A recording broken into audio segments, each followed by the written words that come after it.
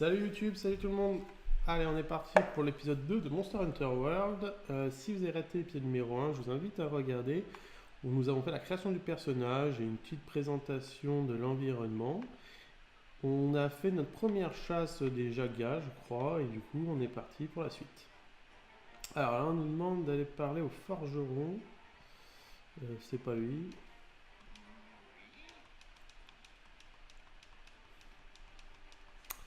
Allez, on s'en fout de ta vie. Hop. Traces archéologiques. Donc ça c'était la mécanique qu'on avait vue au début. Les traces machin.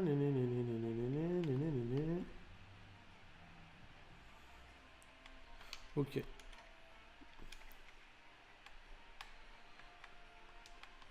Donc pour le moment on n'a rien trouvé. Allez, on passe à la suite. Donc on nous dit d'aller voir le forgeron.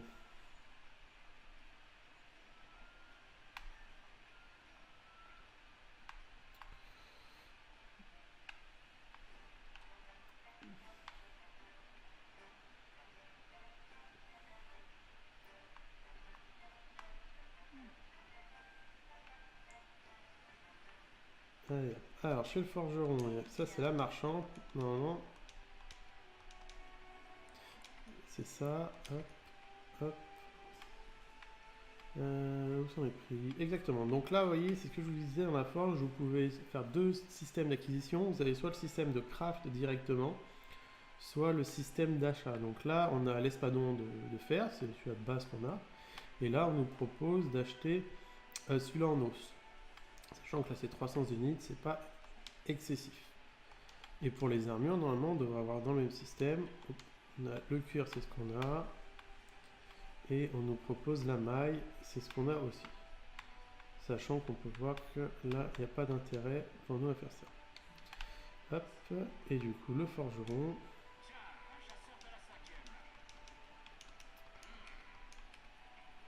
Ouais, c'est toi. Donc là, nous avons forgé de nouveaux équipements et des matériaux améliorés. Ça, c'est pour Palico, c'est pour le chat, fusil arbalète, qui ne sait qu'à donc améliorer. Donc vous pouvez soit améliorer comme on voit notre équipement de type armure. Donc si je clique dessus, oui tu vois.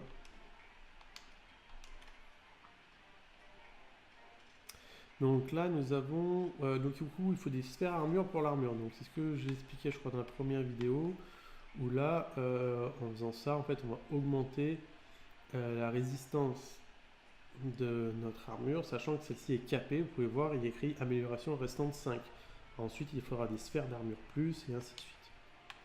Nous on a notre espadon. Donc là, on a l'arbre complet d'évolution. Donc ça, c'est l'espadon de fer. Ça, c'est celui-là en os. Très bien. Et du coup, il évolue en espadon niveau 2.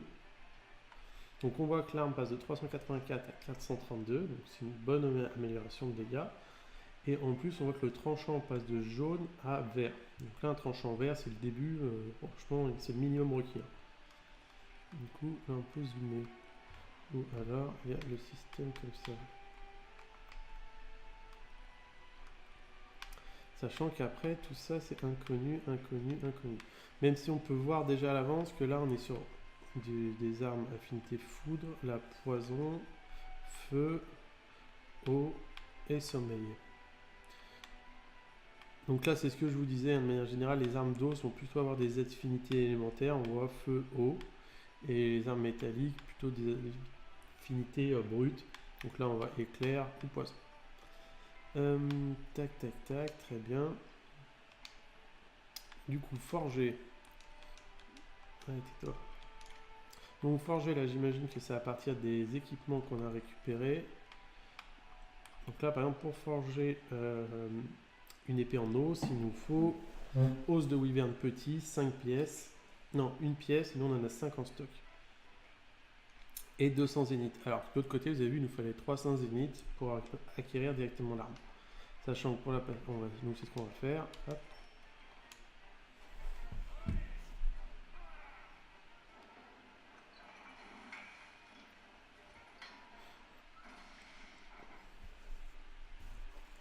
Donc, comme je vous disais, ce qui est très intéressant, vu que c'est le début des arbres, c'est d'avoir plusieurs hausses et plusieurs minerais pour pouvoir faire des évolutions différentes. Aller chercher une en ligne droite directement pour avoir une brute, aller chercher une foudre, une poison, et ainsi de suite. Sachant que de manière systématique, on va dire, quand vous êtes sur une ligne droite, vous voyez, là vous aurez la possibilité soit d'avoir en brute, soit de l'avoir en foudre. Et là, ça va être une variante, donc sur un monstre différent. Donc nous, on va garder ça. Si on veut forger du coup le niveau 2, et ben on peut pas, impossible à forger, très bien. Et ben on va devoir faire du coup une amélioration. Trier.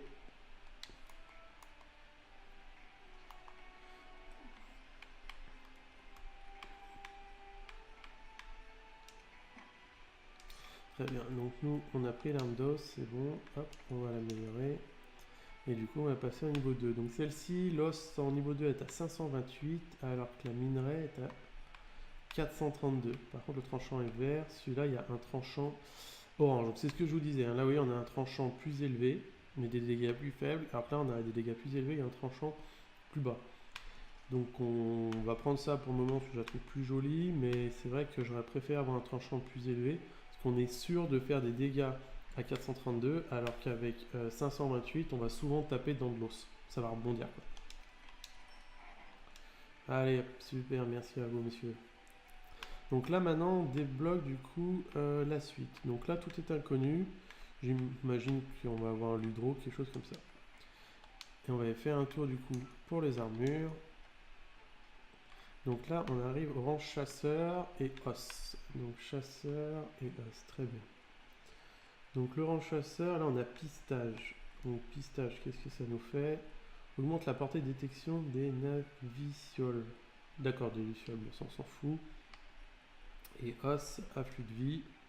Vie plus 15, donc ça c'est un bon buff en soi parce qu'il est fonctionnel tout le temps. Vous voyez, le problème des lucioles, c'est que si vous n'êtes pas perdu, les détecter plus tôt, bah, ça sert à rien. Donc là au moins, on est fonctionnel tout le temps avec de la vie en plus. Ah, merde, je fais une connerie.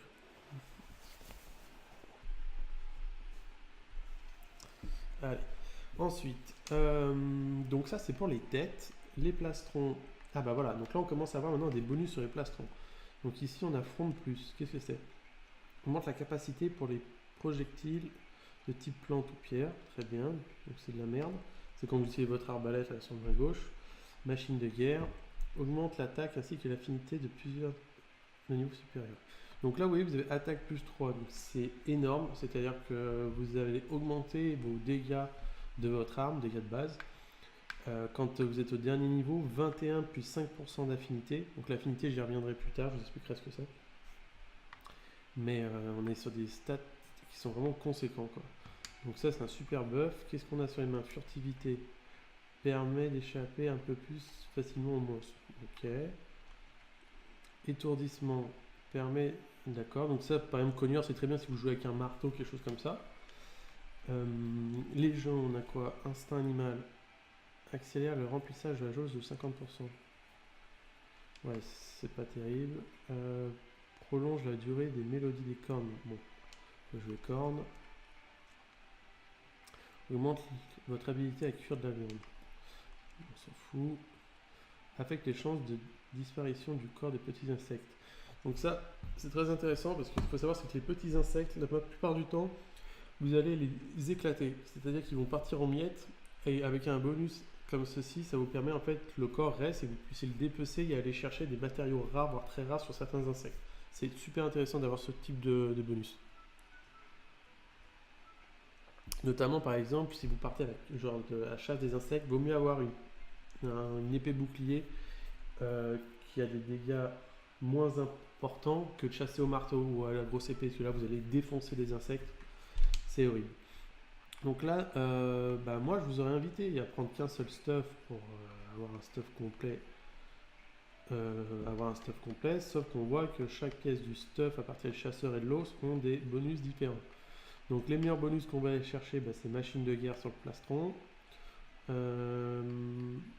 Spartiate c'est pas mal pour commencer. Ou afflux de vie, on sera un petit peu plus tanky. Cogneur, furtivité. C'est quoi ça déjà? Ouais, non, c'est nazi. Bon, en soi, si on veut être logique, le meilleur stuff reste l'os. D'habitude, les stuff chasseurs sont des bons stuffs pour commencer, mais là, il n'est pas terrible, donc on va partir sur un stuff os pour les capacités. Ensuite, on va regarder les stats. On a 600 résistance de partout, il y en a un qui est feu, foudre. Ouais, ça se vaut, on perd pas grand chose. On perd pas grand chose. Par contre, vous voyez la grosse différence entre le stuff de base qui est cuir maille, qui a une défense de 2, et là on passe à une défense de 6. Donc on va essayer de prendre ça. Donc pour ça, il nous faut des os anciens, os de wyvern petit, os anciens, carapace, kestodon, donc enfin, on chasse des kestodons, et ainsi de suite. Donc là, on a tout ce qui était le jagras, donc les petites bestioles qu'on a tuées, vous voyez, les peaux, tout ça, c'est tout utilisé là. Et ben très bien, on est parti du coup. On est parti. Alors, qui t'es, toi?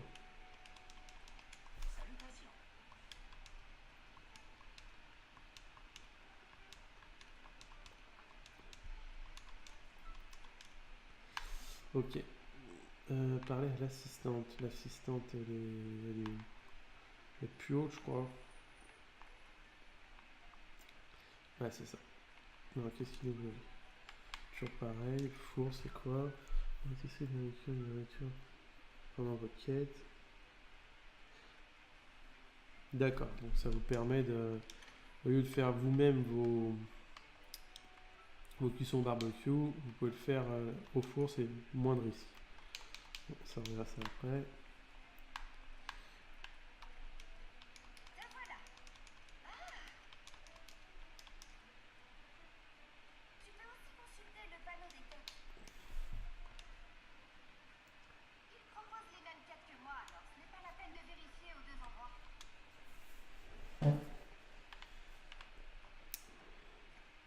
Allez, bon, on va prendre enfin notre première quête.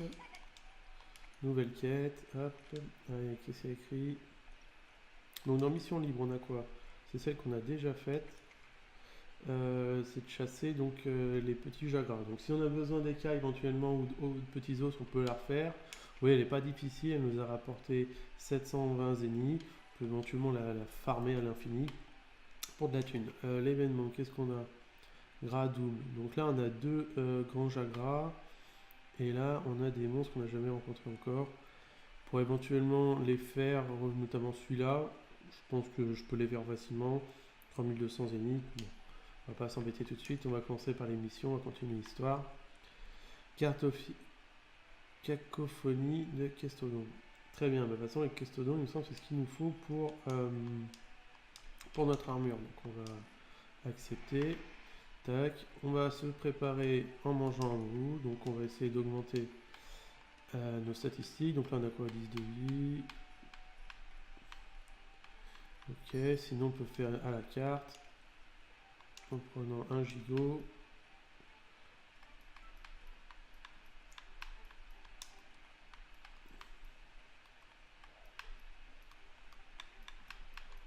Et un deuxième gigot, on confirme. On a l'attaque augmentée mais petit. Allez, super, il y en a eu, vous voyez, fais l'entraîneur. Donc c'est ce que je vous disais, les bonus des chats, c'est des bonus que vous n'êtes pas sûr d'avoir. Donc c'est intéressant de choisir un plat par rapport au bonus, mais vu que vous n'êtes pas sûr de l'avoir, des fois il vaut mieux prendre quelque chose avec des statistiques différentes, mais vous êtes sûr de les avoir.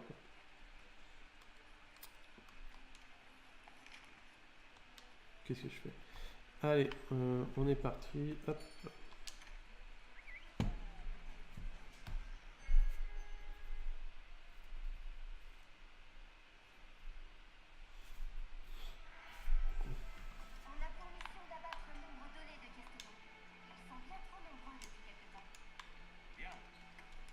Donc là, au début, on récupère à chaque fois la bouffe, les rations, les fioles. Je sais pas pourquoi je les prends parce que j'ai pas d'arc. Et on est parti, hein, on est parti.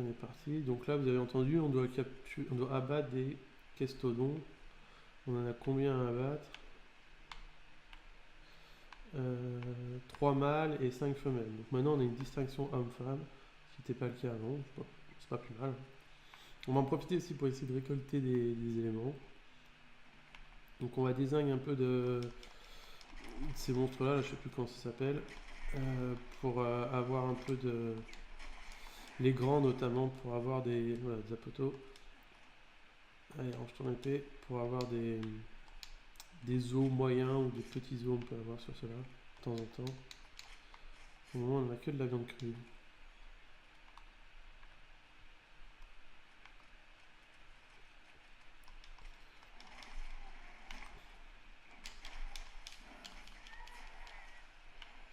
D'accord, donc c'est donc ça qu'on va tuer.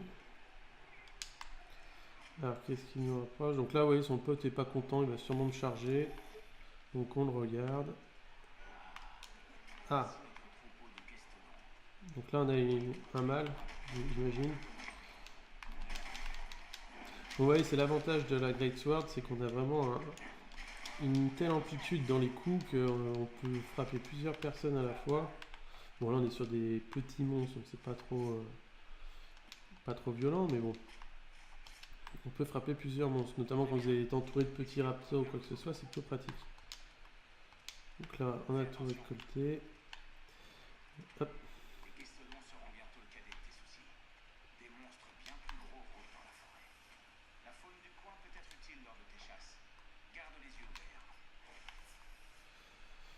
Donc là, on vérifie toujours notre tranchant, c'est ce que je vous disais. Là, on a une arme qui fait un peu plus de dégâts, mais qui a un tranchant plus faible. Donc on voit, on a à peine mis 3 coups sur un pauvre dino. On a perdu notre tranchant. Donc pensez à toujours surveiller ça, bien aiguiser. C'est la clé de la réussite. Alors, on récupère donc des herbes, ça c'est toujours bien. Du miel, c'est toujours bien pour faire des super potions. On avance. Les lucioles, moi je m'en fous. Si je peux les virer, je les vire. Parce que pour le moment, on va plutôt partir... Ah, capsule de feu, c'est quoi ça? Jette ça? C'est des projectiles, ok. Bon, tant qu'on y est, toujours des ungles, un monstre ou deux, ça fait pas de mal. Donc là, vous voyez, je frappe, je me repositionne. En fait, ça me permet, avec la Great Sword, en faisant ça, de me déplacer sans ranger mon arme à chaque fois. Vous voyez, je peux cogner, j'ai un mouvement ample. Ce mouvement est pas mal pour aller choper les monstres qui sont au-dessus de moi, les monstres plus grands ou les monstres qui sautent en l'air. Hop, voilà, on essaie toujours de se repositionner.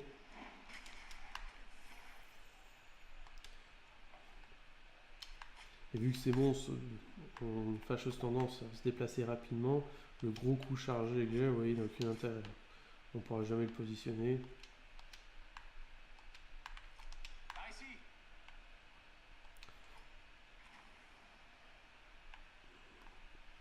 Allez, on va faire un tour par là-bas, voir si on peut trouver. J'aimerais bien trouver un peu de minerais. C'est toujours plus ou moins rare. Ça sert à rien ces trucs-là. Là. Quoi pour le moment. Ah, on peut parler avec quelqu'un. Ah, voilà, les minerais. Donc les minerais, ça c'est vraiment une longue partie du jeu. À un moment, quand vous allez avoir des armes un peu spécialisées, ils vous feront beaucoup de minerais. Le miel, c'est toujours bien de récolter. À savoir que dans les autres versions Monster Hunter, tout ce qu'on récolte, le miel, les toiles d'araignée, ces choses-là, on peut les cultiver. Alors, je sais pas là si ça sera le cas, mais dans les autres, on avait des champs. On payait des chats qui s'occupaient de nos champs et en fait, on récoltait des éléments. Ouais, ils faisaient prospérer en fait nos productions, c'est plutôt pratique.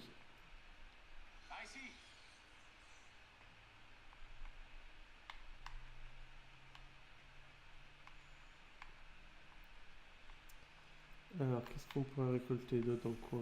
Pas grand chose, à vrai dire.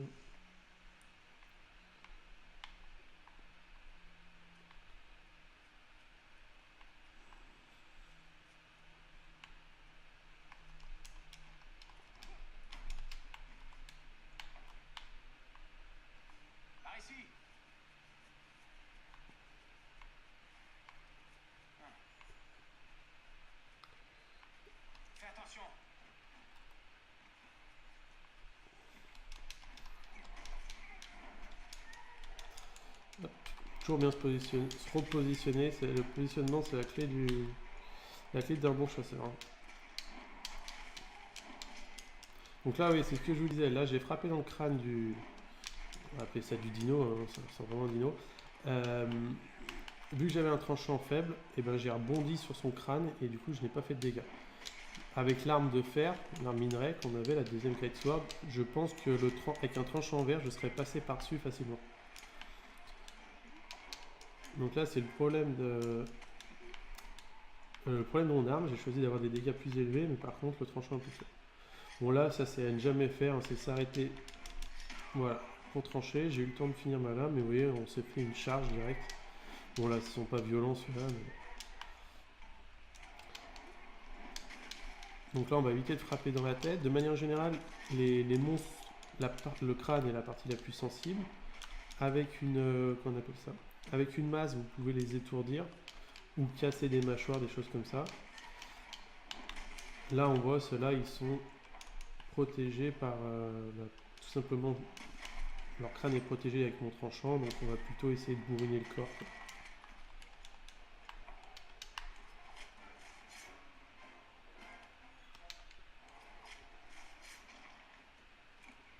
Ouais, ils sont pas violents, hein. Je veux dire, là, le mec il est à côté de nous, il nous regarde.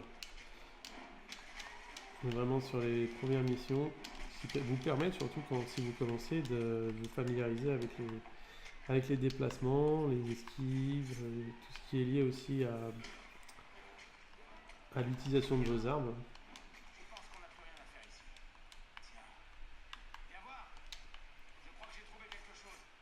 Ah, il a trouvé quelque chose.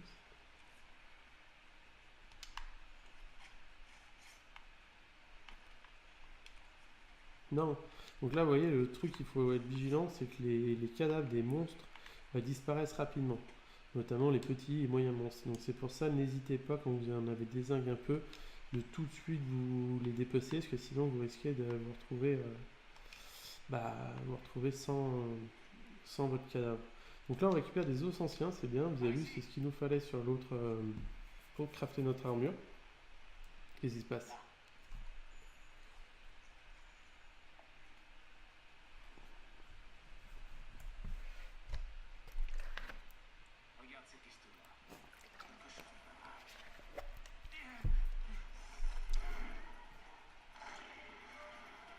Ah oui, il a faim en effet. Donc le grand Jagras, c'est le mâle alpha, on va dire, des Jagras qu'on a vu tout à l'heure, la version adulte. Bon, c'est super, ça fait un monstre à chasser. On commence enfin par un grand monstre, donc on va pouvoir s'amuser avec eux. Donc ça, c'est la mécanique qu'on a vue au début du jeu. On observe donc des traces laissées dans l'environnement et on peut ainsi en apprendre un peu plus sur eux. On voit à droite qu'on a une barre avec des paliers. J'imagine quand les paliers sont atteints, on a des choses offertes. Alors, champignons bleus, on récupère aussi, c'est toujours bon à prendre. Faut toujours récupérer tout ce qu'on a.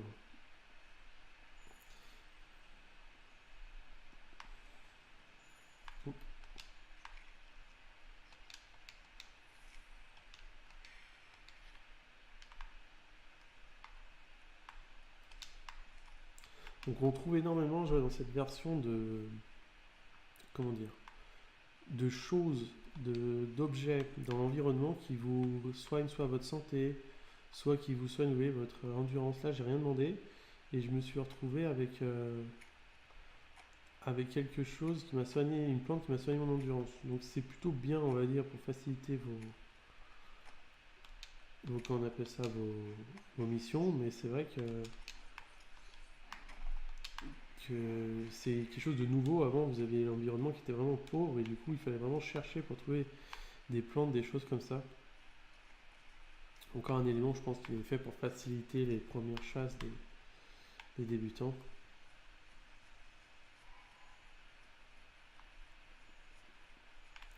Ah, noix explosifs, on a vu. Donc ça, les noix explosifs, ça vous permet de faire des balles. Vu que je pense que je vais à un moment jouer fusil lourd, ça peut être intéressant. Les noix de feu aussi, pareil, tout ça, pensez à bien récupérer. Champi paralysie, pareil. Un champi paralysie, je crois, avec une viande. Vous faites une viande para, du coup, si le monstre la bouffe, il est paralysé.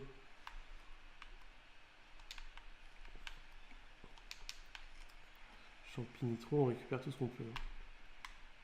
Ça va, ça?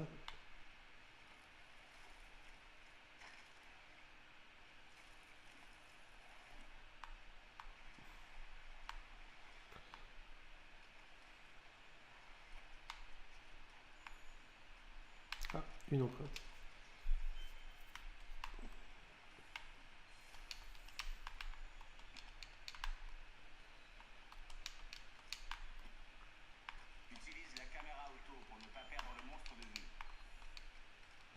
Donc la caméra auto, vous appuyez dessus, ça vous permet de le cibler, mais moi honnêtement je vous le déconseille parce que là c'est un monstre qui fait votre taille. Mais si vous vous retrouvez avec un monstre qui est plus grand que vous, la caméra auto peut cibler des parties complètement non décentes, on va dire. Et du coup vous ciblez n'importe quoi. Donc là on est sur un monstre qui fait à peu près notre taille, vulgairement, donc là il faut l'esquiver, hop, voilà. On vise quoi? On vise la tête et les queues. Voilà, donc là vous avez vu le monstre après charger son attaque, on n'hésite pas à esquiver. Alors là le problème qu'on a c'est que notre arme... Voilà, on a bloqué, non même pas. Qu'est-ce qui se passe? Je sais pas de compris. Notre arme a bloqué, par contre ça a défoncé notre tranchant quoi, donc c'est pas le top hein. Peut-être dû privilégier l'autre arme du coup. Donc on vise la tête le plus possible.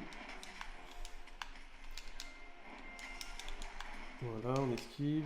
Bon, les patterns sont plutôt simples pour le moment. J'imagine qu'après il faudra peut-être avoir des roulades, des choses comme ça pour nous écraser. Cracher des boules d'eau, j'imagine aussi. Donc là, vous voyez, j'ai mis un grand coup dans sa face. Et on lui a détruit une partie de la mâchoire. Du coup, c'est-à-dire que le monstre est plus vulnérable à cet endroit-là. Et si jamais il avait des capacités liées à la mâchoire, ce qui n'est pas le cas, on aurait pu les supprimer. Exemple, un monstre avec une queue, des pics au bout de la queue, si vous lui coupez la queue, déjà il perd en portée sur ses attaques queue et en plus il ne pourra pas se servir de la totalité de sa queue.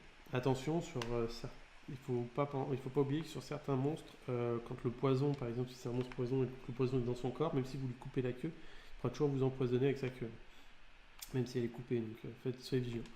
Là qu'est-ce qu'on fait? On en profite pour aiguiser son arme, vu qu'on sait qu'on va retourner au combat. On a bien blessé le monstre, donc le but c'est de le finir. A savoir que normalement quand les monstres sont blessés, ils ont des comportements, ils bavent, ils traînent de la patte, voilà, ça c'est les comportements de monstres fatigués. Et le deuxième comportement c'est enragé. Donc là le monstre soit change de couleur, soit hurle et court dans tous les sens, et du coup ils se mettent à être beaucoup plus agressifs, donc il faut être vigilant à partir de ce moment-là, parce que vous pouvez vous retrouver avec... il se met à cracher. Vous pouvez vous retrouver avec des monstres qui sont inarrêtables. Hop. Donc là c'est ça, vous voyez, il s'est mis en colère, du coup il a pris du caca dans sa bouche et il nous crache dessus. Ah. Moi je voulais faire une attaque sautée, je l'ai raté. Hop. Donc là profitez toujours de l'environnement, vous voyez on est un peu en hauteur, le monstre est en bas, on peut faire une attaque sautée. Exactement. Et quand vous faites une attaque sautée, vous grimpez, vous avez une chance, hein, c'est pas à 100% de monter sur le monstre.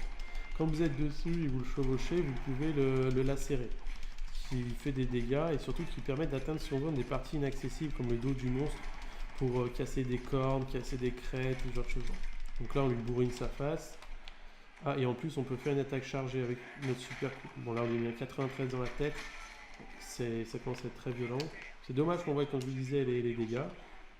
Et du coup, qu'est-ce qu'on fait quand il est au sol? Et ben, on charge son... Bon bah là, j'ai pas fait, hein. J'ai complètement foiré, mais normalement, on aurait dû charger son coup comme ça et lui mettre directement dans la face, parce qu'il est vulnérable. On peut en profiter, par exemple, pour le couper la queue, si jamais il a une queue. Là, il a une queue, elle est vachement petite, je sais pas si on peut la couper, on peut essayer.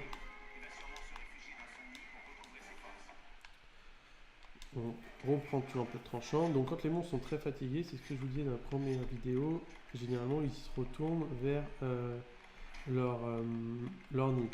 Donc si vous savez dans quelle zone, quel endroit sont les nids, vous pouvez facilement même les piéger. Par exemple, aller au début dans le nid, mettre un piège, chasser le monstre parce que vous savez qu'il va retourner dans son nid. Vous voyez, c'est des comportements un peu de technique de chasse avancée, mais c'est des choses qu'il ne faut pas hésiter à faire. Quand ils sont fatigués, on peut éventuellement les piéger avec de l'artisanat. Prendre une viande paralysante, donc vous voyez une viande crue, un champi para. Hop, on en a fait une et on va essayer de l'empoisonner. Là, il saute là.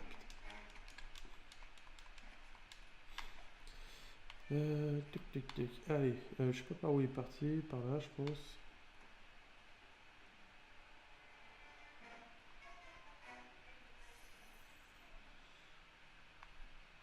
Aussi petit tips, quand vous êtes comme ça là, n'hésitez pas à utiliser vos premiers soins plutôt que vos potions, parce que vos potions vous allez en acheter, les premiers soins sont offerts.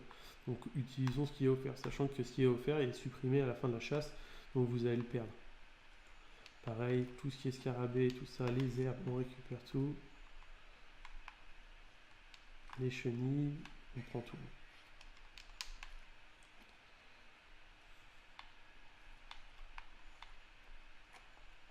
Avec un peu d'astuce, tu peux utiliser la fronde pour détourner l'attention des monstres. Qu'est-ce que c'est que ça? S'accrocher à un dracalier, qu'est-ce qu'on fait avec le drac après? Ah mais c'est un Uber gratuit, c'est même un monstre.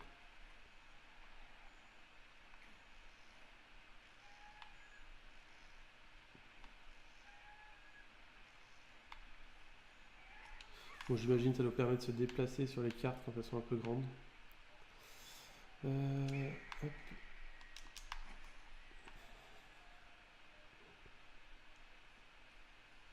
Donc on voit sur la carte là-bas, il y a le symbole qui brille comme quoi le monstre est là-bas.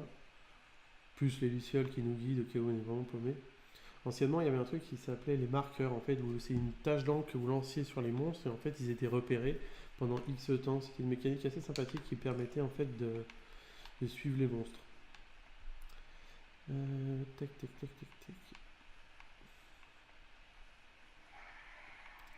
Alors, du coup, nous, on va essayer de empoisonner, voilà, viande para.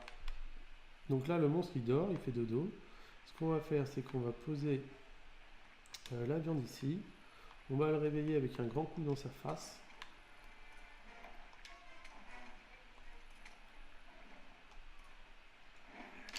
Voilà. Et le but, c'est qu'il aille bouffer le steak.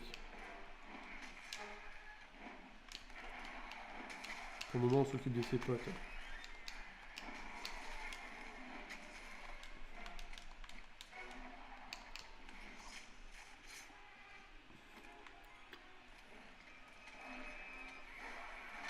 Hop. Bon, là, il a des petits éclairs parce qu'on a frappé une luciole qui l'a un peu étourdi, on va dire. Donc ça, c'est une nouvelle mécanique qui n'existait pas avant non plus, on peut voir.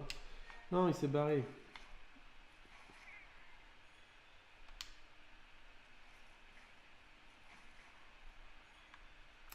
Est-ce qu'on peut récupérer notre steak là? Il est où? Non. Bon, on va essayer d'en faire un deuxième.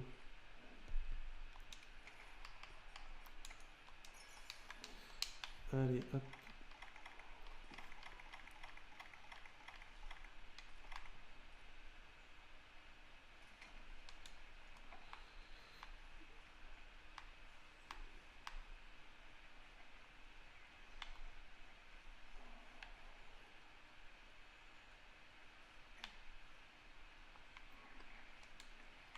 Voilà, allez, mange-le.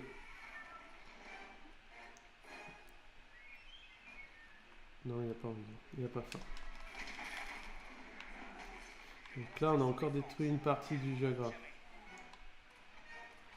Bon, voilà, on concentre son attaque. Donc là, vous voyez, on cible le ventre. C'était pas la partie la plus, on va dire, la meilleure. Il aurait mieux fallu voir sa tête. Donc, vous voyez, quand on tape la queue, on fait 8. Quand on tape le corps, on fait un peu plus mal. Donc ça, c'est un peu dommage qu'on le voit. J'aurais préféré que ça s'affiche pas comme sur les anciens, mais c'est comme c'est le jeu. Par contre, j'aurais bien aimé qu'il essaye de bouffer mon steak là. Là, j'essaie de lui couper sa queue.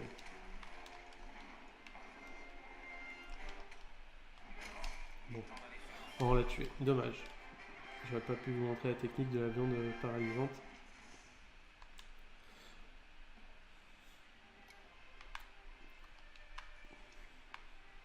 Ah bah tiens, lui il la mange, regardez. Non? Ah si, vous voyez, donc là il a bouffé mon steak et du coup il est paralysé ce débile. Donc moi c'est ce que je voulais qu'il se passe, mais sur le gros. Donc ça vous pouvez le faire avec tout type de viande crue. Il vous suffit juste d'avoir les bons composants. Merde. Là il me reste 30 secondes pour dépecer le monstre. On évite de rater un dépeçage. On peut faire...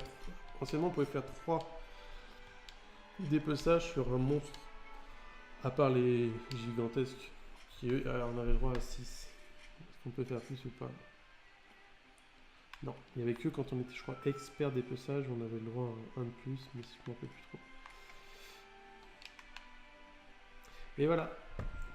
Donc on a fini notre première chasse. Notre première chasse de grands monstres.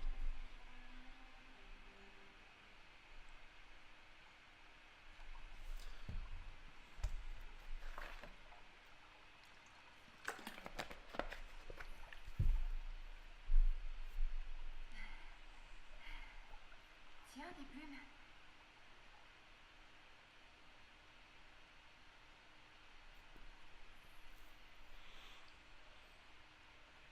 Peut-être que... Bon, allons voir.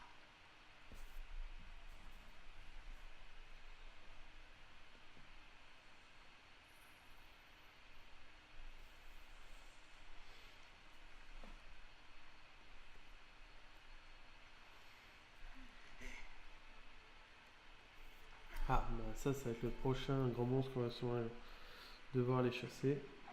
Pouquet. J'en étais sûr.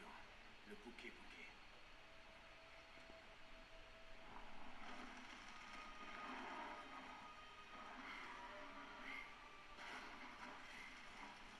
Il a l'air très agité.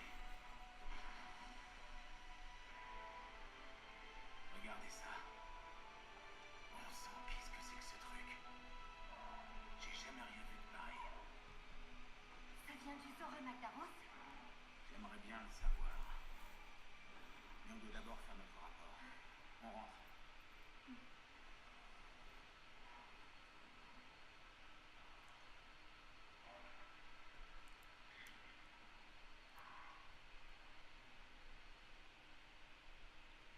Allez, c'est bon. Donc la mission est finie, oui, c'est une mission niveau 2 étoiles. On a mis 19 minutes pour la faire, 2120 zéniths de gagner, plus tous ces objets, ouais, vous voyez, hop, qui nous permettront du coup de crafter des armures et des armes, ce qui est très pratique. On va tout prendre. Normalement, on a notre chat qui nous a ramassé, pas ça, voilà, pas grand chose. Et on prend tout ça. Voilà, c'était la fin de cette... attendez. D'accord, donc là on a notre chat qui est passé niveau 3. Nous avons, ah oui, à chaque fois que vous tuez ou capturez un monstre, ce monstre rentre dans votre bestiaire. À savoir que là, nous avons tué notre premier grand jagras. Vas-y, barre-toi. On peut voir sa taille. Donc là, sa taille, il faisait 1109.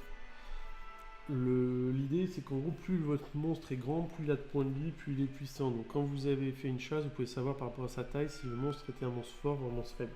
Là, 1100, je ne sais pas du tout, on va dire que c'est un monstre faible, c'était pas très compliqué à tuer. On a gagné 2400 de primes, parce qu'on n'est pas mort. Donc 2400 moins 0, parce que si on serait mort, on aurait perdu de l'or, divisé par le nombre de chasseurs, je suis tout seul, c'est bon. On a gagné 190 points de monstres, donc ça c'est des monstres qu'on a dézingue en plus. C'est toujours bon de dézingue des monstres en plus, ça vous fait des points supplémentaires. Ces points de recherche doivent sûrement alimenter quelque chose. Hop, niveau 4, machin, super. Bah écoutez, en tout cas, nous on va mettre fin à cet épisode numéro 2 pour YouTube. Je vous remercie d'avoir regardé. Si ça vous a plu, bah écoutez, n'hésitez pas à mettre un petit pouce bleu. Si jamais vous avez des questions ou autres, laissez des commentaires, j'y répondrai avec grand plaisir. Et puis, bah, à la prochaine fois pour l'épisode numéro 3.